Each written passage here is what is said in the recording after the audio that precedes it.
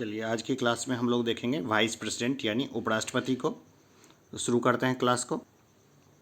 तो ये 20 ईयर्स के क्वेश्चंस हैं जो लगातार आए हैं। तो देखते हैं पहला कि भारत के उपराष्ट्रपति के निर्वाचक मंडल में कौन कौन सम्मिलित हैं। तो संसद के दोनों सदनों के सभी निर्वाचित एवं मनोनीत सदस्य जो हैं वो सभी इसमें सम्मिलित हैं। अब देखिए इसमें क्या खासियत है उपराष्ट्रपति वालों में कि संसद के दोनों सदन, सिर्फ संसद के दोनों सदन के निर्वाचित भी और मनोनीत सदस्य भी दोनों जो है इसके निर्वाचन में सहायक हैं। किसके? तो भारत के उपराष्ट्रपति के। भारत के राष्ट्रपति में हमने देखा था कि उसमें मनोनीत सदस्यों के लिए कोई स्थान नहीं था और उसमें सभी विधानसभाओं के जो राज्य के और केंद्र शासित प्रदेश के थे उन सब का भी इसमें योगदान था। लेकिन यहाँ पे ऐसा नहीं है। उपराष्ट्रपति वाले मामले में क्या है कि संसद के दोनों सदनों के सभी निर्वाचित एवं मनोनीत सदस्य जो है वो मिल करके चुनते हैं उपराष्ट्रपति को। भारत के उपराष्ट्रपति को पद से हटाने संबंधी प्रस्ताव संसद के किस सदन में लाया जा सकता है? तो केवल राज्यसभा में। भाई कारण क्या है? तो जो भारत के उपराष्ट्रपति होते हैं ना वो राज्यसभा के पदेन सभापति होते हैं। तो अपने सभापति को हटाने के लिए राज्यसभा ही ज़्यादा काम कर सकती है, अदर तो अच्छा भी नहीं लगेगा दूसरे जगह से होगा। तो भारत के उपराष्ट्रपति को पद से हटाने संबंधी प्रस्ताव संसद के किस सदन में लाया जा सकता है? तो केवल राज्यसभा में। राष्ट्रपति के निर्वाचन के समान ही उपराष्ट्रपति के निर्वाचन से संबंधित सभी विवादों के समाधान का अधिकार उच्चतम न्यायालय को प्राप्त है तथा उसका निर्णय अंतिम होता है।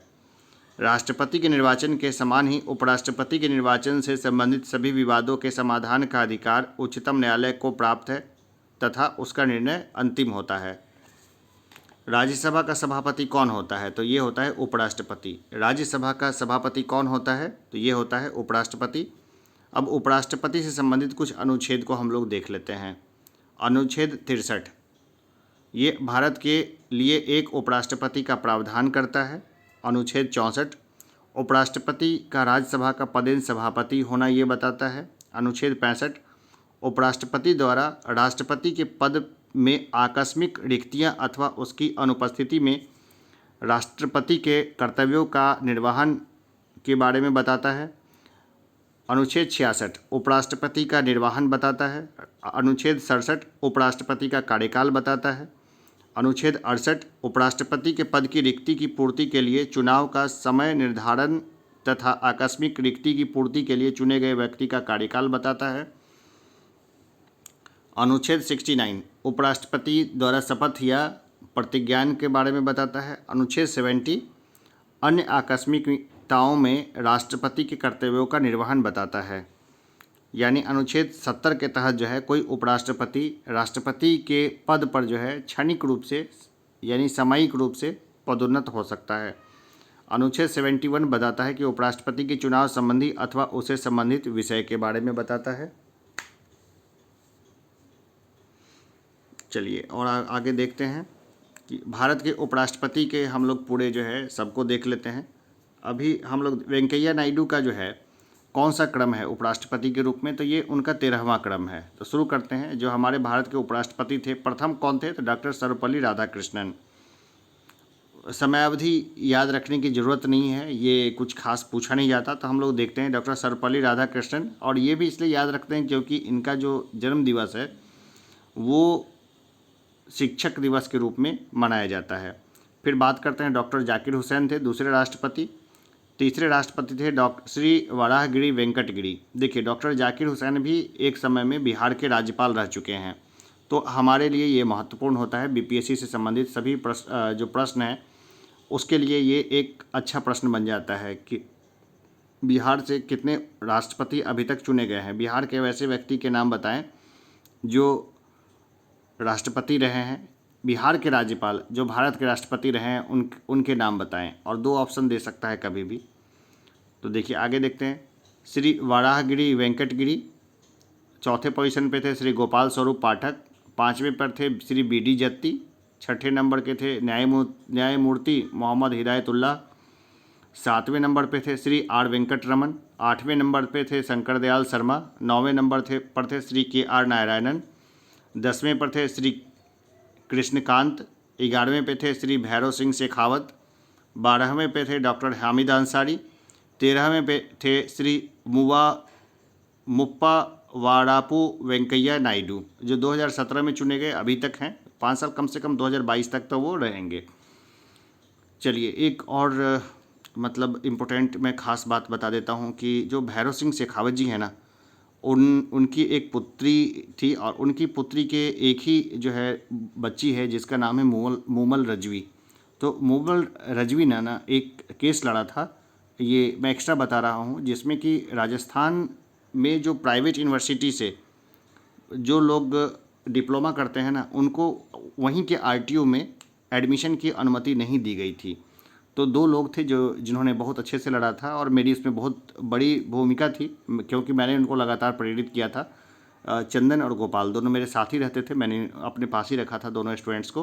तो फिर बाद में उन्होंने इस केस को सॉल्व किया था। तो कोई काम जो है ना, आप देखिए, जो कोई काम ऐसा भी नहीं होता कि एकदम हो ही नहीं सकता, कोई आदमी उसके ऊपर लगे तो बहुत आराम से हो जाएगा। तो भैरव सिंह शेखावत की वो नातिन है मूमल रजवी, जिन्होंने ये केस को लड़ा था। तो ये बहुत ख़ास एक तरीके से समझिए, जो हम जैसे आम लोग भी कितने बड़े बड़े लोगों से जाने अनजाने संपर्क में आ जाते हैं। चलिए आगे देखते हैं।